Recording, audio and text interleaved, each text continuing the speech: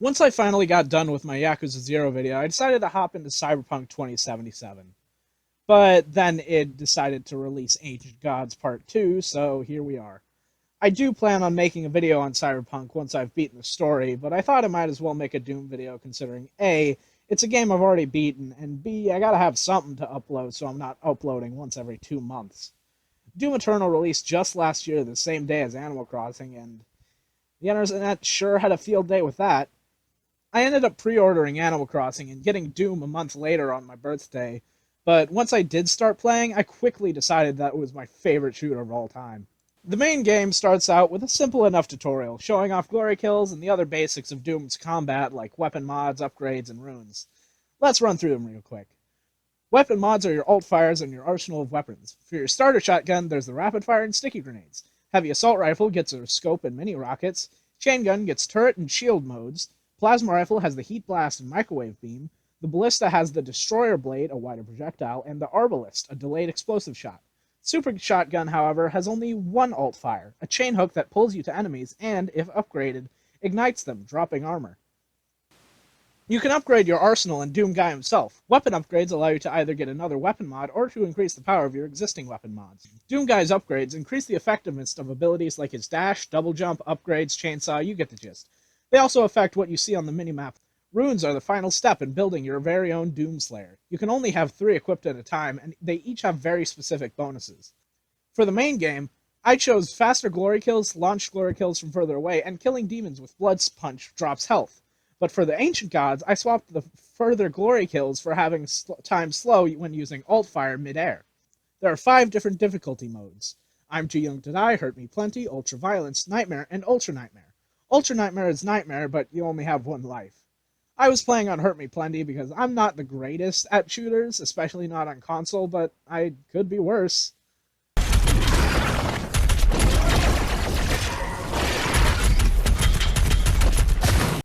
Alright, now that we have the basic gameplay elements out of the way, let's hop into the ripping and tearing.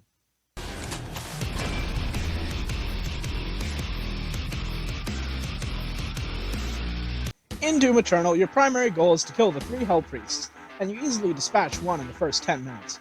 After bringing his head to the other 2, they peace out. You are met with the Con Maker, who warns you that your mission will bring Heaven's Wrath and yada yada yada. Nobody's favorite part of Doom games is the story, and though I thought it was pretty good, I'd rather focus on the meat and bones of the game. Also, I don't want to end up taking too much time for this video because I still need to finish Cyberpunk. The combat in Doom Eternal is amazing.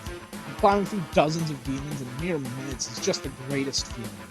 In every level, there's also Slayer gates that give you keys to unlock a new weapon. I died the first time I tried and moved on. The first boss you encounter is the Doom Hunter, a demon on a sled, from the game itself, with rockets, a pair of chainsaws, and a large cannon. Once you either destroy the sled or dealt enough damage to him with his shields down, he'll get rid of the sled, increasing its mobility and losing its rockets. Once you defeat the first one, you'll have to jump down a hole and fight 2 more at once. I died a couple times fighting him during his first wave, but I managed to beat him the second wave on the first try. After this point, the Doom Hunter becomes another enemy that you end up encountering throughout the game. Same as the second boss, the Marauder. This guy's got a reputation, to be sure, and I had quite a bit of trouble fighting him in my first couple encounters. Alistair's got a lot of things up his sleeves, essentially being a demon version of Doom Guy. It's very satisfying once you finally realize you just have to be patient when you fight him. The third boss of the game is the Gladiator, and I had a little trouble with him, but he shares the Green Means Go combat pattern with Remus Corbeau. Overall, the best part of this fight was the different glory kill animations you performed to transition to each phase of the fight. Here on is spoiler territory for the rest of both the base game and the Ancient Gods. Fourth boss is the Con Maker. Most annoying part of our fight is really only the Maker drones being the only other demons around, and the floor ends up being electrified in the final phases. There's also no special animations to transition between them.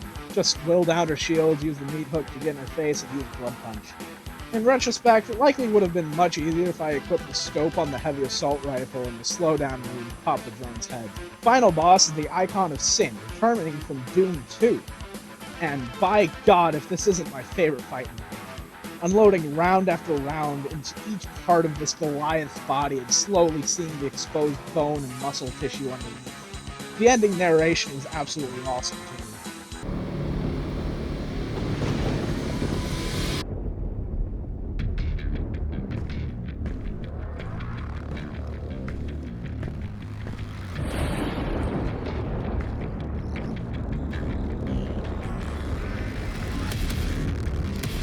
And you will be their savior.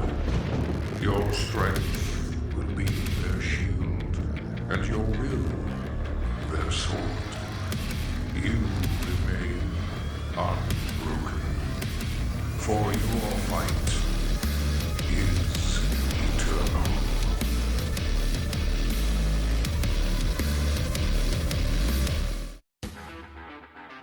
Ancient Gods Part 1 was mostly the same when it comes to combat, though Michael Bryant felt much easier to defeat because everything was unlocked from the get-go. Same goes for Part 2. There were only two bosses, the Trial of Malagog and Samur Maker. I died a lot to the Trial until I remembered that the Ballista dealt extra damage to flying enemies. I also died a lot to Samur, eventually giving in and activating the Sentinel armor upgrade, which drastically reduced damage from demons. With that, I did end up losing. There were also 4 demons that were added with Ancient Gods: the Bloodmaker, Whiplash Spectre, the Turret, and the Spirit. The Bloodmaker was my primary reason for switching up my rune selection coming from the campaign, it sharing a headshot weakness with the Maker drones. And the Spirit needs to be defeated like you're a Ghostbuster with a microwave beam. At the end of the DLC, you release the Dark Lord, who must be slain in order to bring an end to the demons infesting Earth. I don't really have much to say about Ancient Gods 2. There's no completely new demons, just variants, though I thought they were pretty well implemented.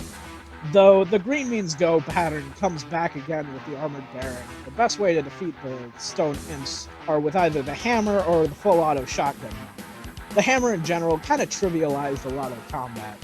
I did, however, like the new sound effects for Dazed enemies, sort of going for a more retro style. The Dark Lord isn't really much to write home about either. It's essentially a buffed up Marauder fight, and once again, green means go. And if you hit him when his body's open any other time, he heals. If he hits you, he heals. Later phases, he spawns either a Hell Knight or 4 Super Heavies. There is no in between. And the only way you can get them out of the way is with your hammer, meaning you'll need to get more charges from the zombies around the stage or the wolves he summons. So many of the things about this fight make it drag, but the last interaction between him and Doomguy is worth it.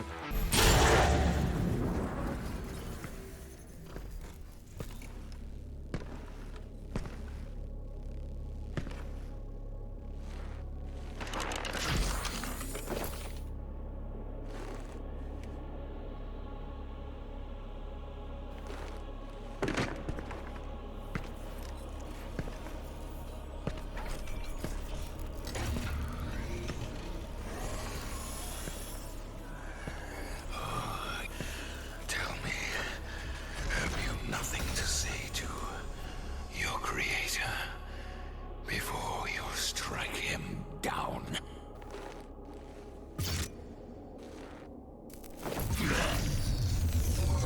No.